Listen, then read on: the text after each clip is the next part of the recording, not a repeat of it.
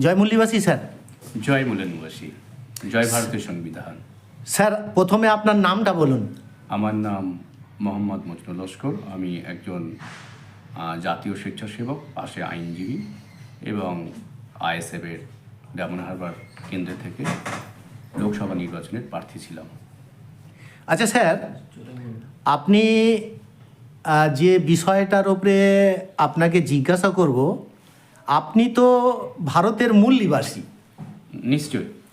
তো মূল নিবাসী ডিএনএ L3MN, ইয়েস, এই বিষয়টা কি স্যার আপনার জানা আছে? একদম জানা আছে। স্যার একটু বলুন তো, L3MN ডিএনএর উপরে আপনার কতটুকু কনসেপ্ট আছে? আমার যতটুকু কনসেপ্ট আছে আমি বলার চেষ্টা করছি। অ্যাকচুয়ালি আমাদের ভারতবর্ষে বহু বিদেশিরা এসেছিলেন। কোনো বিদেশিরা স্থায়ীভাবে থেকে গেছে, আবার কিছু বিদেশি তারা এসে লুটপাট করে নিয়ে চলে গেছে। তো এখন বর্তমানে যে ভারতবর্ষে 1947 সালের 15 আগস্টের পর আমরা যে ভারতবর্ষ দেখছি, সেই ভারতবর্ষের মধ্যে আমরা দেখেছি যে বেশ কিছু বিদেশি জাতির টিল এখনও তারা বর্তমানে রয়েছে এবং তারা রাজনৈতিক শক্তিটাকে কবজা করে এখনও লুটপাট চালাচ্ছে। তো এই কনসেপ্ট থেকে যখন আমরা দেখলাম যে ভারতবর্ষ চীন বা জাপানের মতো উন্নত লাভ করতে পারলো না, কেন? যে কারণ চীন 1949 সালে স্বাধীনতা পেয়েছিল, ভারতবর্ষ 1947 সালে স্বাধীনতা পেয়েছে। অর্থাৎ ভারতবর্ষ অনেক পরে আগে স্বাধীনতা পেয়েছিল, 2 বছর আগে। তাহলে চীনের পার ক্যাপিটা ইনকাম অনেক বেশি, সেখানে ভারতের ইনকাম অনেক কম। তাহলে কি আমাদের ঘাটতিটা কোথায়? যখন আমরা এই গবেষণা করতে লাগলাম, রিসার্চ করতে লাগলাম, তখন আমরা জানতে পারলাম ভারতবর্ষ এখন কিন্তু পরাধীন হয়ে রয়েছে।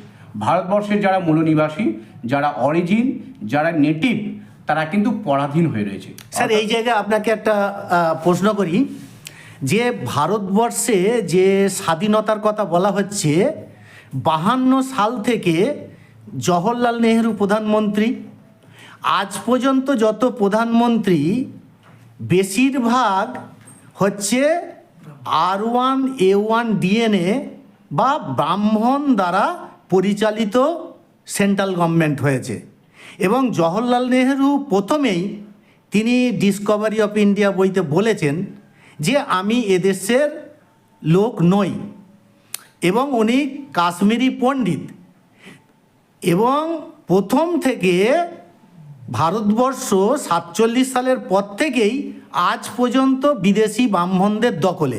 এ ব্যাপারে আপনি একটু ক্লিয়ার করুন আপনার চিন্তা ভাবনা। আপনি ঠিকই বলেছেন। ভারতের প্রথম প্রধানমন্ত্রী জওহরলাল নেহেরু, তিনি তার ওনার কন্যাকে অর্থাৎ ইন্দিরা গান্ধীকে তিনি তার চিঠিতে জানাচ্ছেন যে আমরা এদেশে নয়, আমরা বিদেশি। এটা পরিষ্কার তার লেখা ডকুমেন্টস এবং এভিডেন্স থেকে আমরা জানতে পারছি জওহরলাল নেহেরু তিনি বলেছিলেন যে আমরা বিদেশি। এবং পরবর্তীকালে যখন আমরা আরও গবেষণা করে দেখছি যে ভারতবর্ষে যে আজকে যে 4টে স্তম্ভ রয়েছে, মানে আপনাকে 4 পিলার্স অফ ডেমোক্রেসি বলা হয়, এবং রাজার একটাই দণ্ড ছিল, রাজদণ্ড। রাজা সর্বময় কর্তা। যখন এই রাজ ক্ষমতা চলে গেল, পৃথিবীর বিভিন্ন জায়গায় গণতন্ত্র এলো, ঠিক ভারতবর্ষেও গণতন্ত্র এলো 1947 সালের 15 আগস্ট। গণতন্ত্রের আপনারা জানেন 4টে পিলার।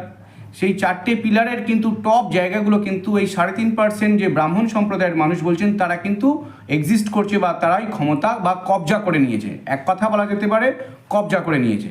যেমন আপনারা জানেন IAS-IPS পরীক্ষা, যেখানে একটা সর্বভারতীয় স্তরে পরীক্ষা করে তাদেরকে নেওয়া হয়, কিন্তু এই ভারতবর্ষে এখনও হাইকোর্ট এবং সুপ্রিম কোর্টে যে বিচারপতিদের নিয়োগ করা হয় কলোজিয়ামের মারফত, এটা কিন্তু ডেমোক্রেসি বা গণতন্ত্র বিরোধী।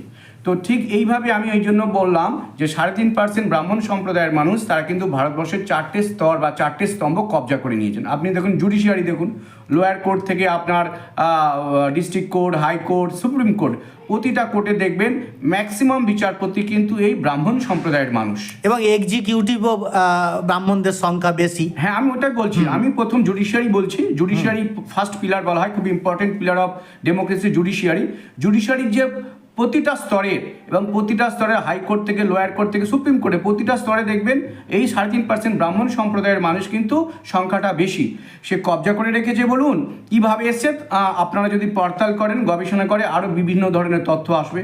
ঠিক একইভাবে আরেকটা স্তর যেটা হচ্ছে আপনার গণতন্ত্রের আরেকটা স্তম্ভ মিডিয়া যদি বলে, দেখবেন মিডিয়া যে চ্যানেলগুলো আপনারা জানছেন বর্তমানে যেটা প্রয়োজনীয় ইস্যু সেগুলো নিয়ে আলোচনা করা হয় না, অপ্রয়োজনীয় ইস্যুগুলো নিয়ে, ব্যক্তিগত সমস্যাগুলো নিয়ে সেইগুলো সংবাদ মাধ্যমে আলোচনা হয়। বিভিন্ন ধর্মের অপমান করা হচ্ছে, বিভিন্ন ধর্মের গুণগান করা হচ্ছে। কিন্তু বর্তমান ভারতবর্ষের যে গণতান্ত্রিক মানে স্বাধীনতা লাভের পর মানুষের সংবিধানে বলা হয়েছে যে মানুষের 3টি প্রধান চাহিদা কি, আপনার যেটাকে বলে মূল চাহিদা হচ্ছে 3টি, মানে আপনার কি বলা হয় সামাজিক অধিকার, রাজনৈতিক অধিকার আর শিক্ষার অধিকার, অর্থনৈতিক অধিকার। হ্যাঁ, চাকরি অথবা স্বনির্ভর। হ্যাঁ, 3টে অধিকার যেটা বলা হয়েছে সংবিধানে বাবা সাহেব আম্বেদকরের বলা হয়েছে সোশ্যাল রাইট, অর্থাৎ সোশ্যালি ইকুয়ালিটি, সামাজিক সাম্যতা, রাজনৈতিক অধিকার আর অর্থনৈতিক ক্ষমতা। এই 3টি কিন্তু ডাইমেনশনের উপর ভারতীয় সংবিধান দাঁড়িয়ে আছে। এবং এর সাথে এডুকেশন, মাস্ট এডুকেশন। অবশ্যই অবশ্যই। হ্যাঁ, এর একটা পার্ট হচ্ছে এডুকেশন। আপনার এই যে রিজার্ভ ব্যাংক করা হয়েছিল কিন্তু ভারতের নাগরিকদের জন্য, আজকের ভারতীয় রিজার্ভ ব্যাংক কাদেরকে লোন দিচ্ছে? বকলমে অন্যান্য ব্যাংকের মারফত আদানি আম্বানিদের হাতে। আজকে schedule caste, schedule tribe, OBC মুসলিমরা লোন পাচ্ছে না। অথচ বাবা সাহেব আম্বেদকর এই সংবিধানটার রচনা করেছিলেন এবং তার সাথে সাথে আপনারা যদি আরো গবেষণা করেন দেখবেন যে রিজার্ভ ব্যাংকটা তৈরি করেছিলেন বাবা সাহেব আম্বেদকর। বাবা সাহেব আম্বেদকর তিনি এই রিজার্ভ ব্যাংকটা তৈরি করেছিলেন জনগণের হাতে অর্থ তুলে দেওয়ার জন্য। কারণ জনগণের আর্থিক ক্ষমতা না পৌঁছাতে পারলে প্রকৃত স্বাধীনতা রক্ষা করা যায় না।